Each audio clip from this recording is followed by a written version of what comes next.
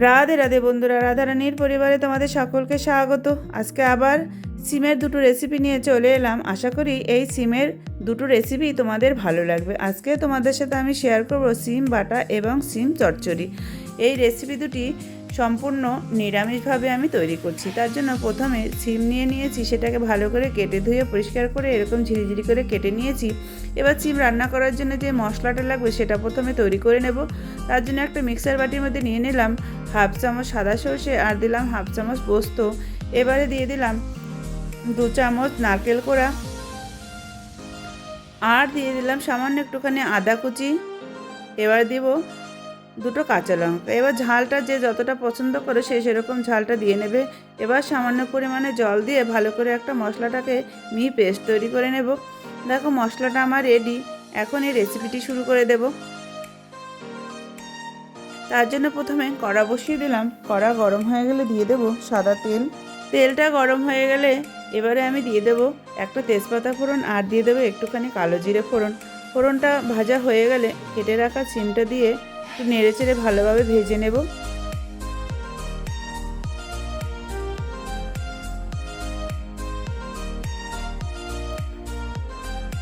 তারপরে আমি দিয়ে দেবো পরিমাণ মতো লবণ, আর দিয়ে দেবো একটুখানি হলুদ গুঁড়ো। হলুদ গুঁড়ো দিয়ে নেড়ে চেড়ে সিমটাকে আর একটুখানি কষিয়ে 2 মিনিটের জন্য আমি ঢাকনা চাপা দিয়ে সিমটাকে সিদ্ধ হতে দেব। ফিরে এলাম 2 মিনিট বাদে। এবারে নেড়ে চেড়ে আমি সিমটাকে ভালো করে ভাজা ভাজা করে নেব। এইভাবে সিমের চচ্চড়ি রান্না করলে গরম ভাতে বেশ দারুণ লাগে। এই শীতের দুপুরে ধোয়া ওঠা গরম ভাত আর গরম গরম সিমের চচ্চড়ি কিন্তু জাস্ট ফাটাফাটি। এবার দেখো সিমটা কিন্তু আমার ভালোভাবে ভাজা হয়ে গেছে। এখন আমি বেটে রাখা মশলাটা দিয়ে দেব।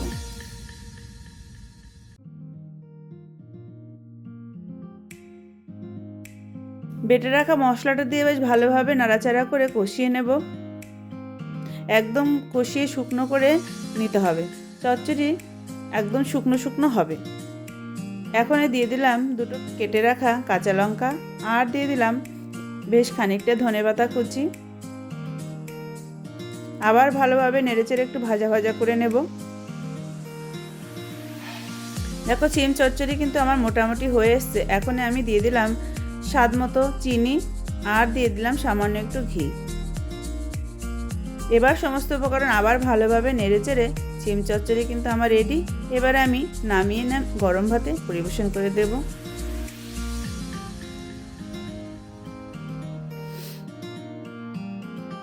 হয়ে গেল আমার সিম চচ্চড়ি। এবার আমরা রান্না করব আরেকটি রেসিপি, যেটা হলো সিম বাটা।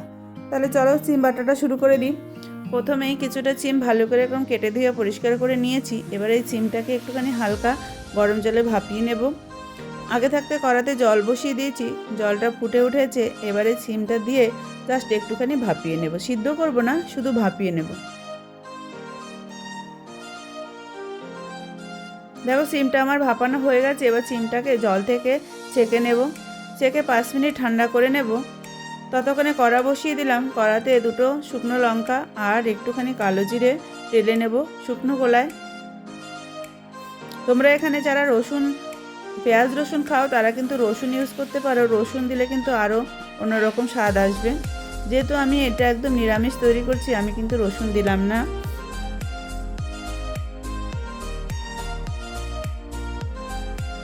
আর তোমরা যারা নারকেল পছন্দ না করো তারা কিন্তু নারকেলটা দেবে না। তোমরা সেখানে কিন্তু হাফ চামচ পোস্ত দিয়েও কিন্তু এই সিমটাকে বাটতে পারো, তাহলে কিন্তু অন্যরকম একটা স্বাদ আসবে। এবারে সিমটাকে আমি ভালোভাবে বেটে নেব।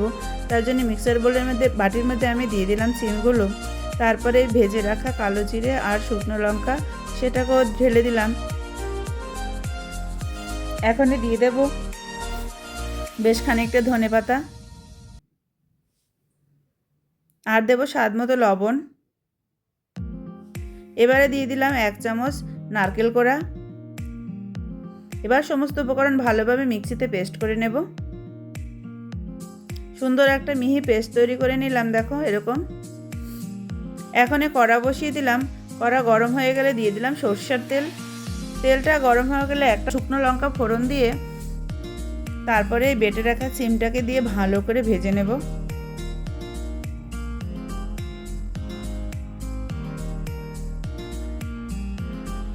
কারণ যখন আমরা সিমটা পেস্ট করেছি তখনই কিন্তু লবণটা দিয়েছি, এখন আর কিন্তু লবণ দেওয়ার কোনো প্রয়োজন নেই। এবারে নেড়ে চেড়ে সমানে ভালোভাবে একদম ভাজা ভাজা করে শুকিয়ে নেব। এই সিম বাটার রেসিপি বানাতে কিন্তু খুব বেশি সময় লাগে না, জাস্ট 2-1 মিনিটে কিন্তু দারুণ একটা রেসিপি তৈরি করা যায়। গরম ভাতে দারুণ লাগে। এই শীতের দুপুরে গরম ভাতে তোমরা যদি এই সিম বাটার রেসিপি রাখো আর কিছুই লাগে না। যারা এই নিরামিষ পছন্দ করে সবুজ সবজি তারা কিন্তু এই রেসিপিটি পছন্দ করবে। দেখো আমি দিয়ে দিলাম সবশেষে একটুখানি চিনি আর দিলাম একটুখানি কাঁচা সর্ষের তেল দিয়ে সিমের রেসিপি কিন্তু আমার পুরোপুরি রেডি। এবারে আমি নামিয়ে পরিবেশন করব। দু রকমের রেসিপি কিন্তু আমার রেডি হয়ে গেল। গরম ভাতে সিম বাটা আর সিম চচ্চড়ি। তোমরা একদিন হলো এই রেসিপিটি ট্রাই করো আর কেমন হলো আমাকে জানিও। আমার এই রেসিপিটি যদি তোমাদের ভালো লাগে লাইক শেয়ার কমেন্ট করো, আর এরকম নিত্য নতুন রেসিপি পাওয়ার জন্য আমার চ্যানেলটিকে সাবস্ক্রাইব করে রাখার অনুরোধ রইল।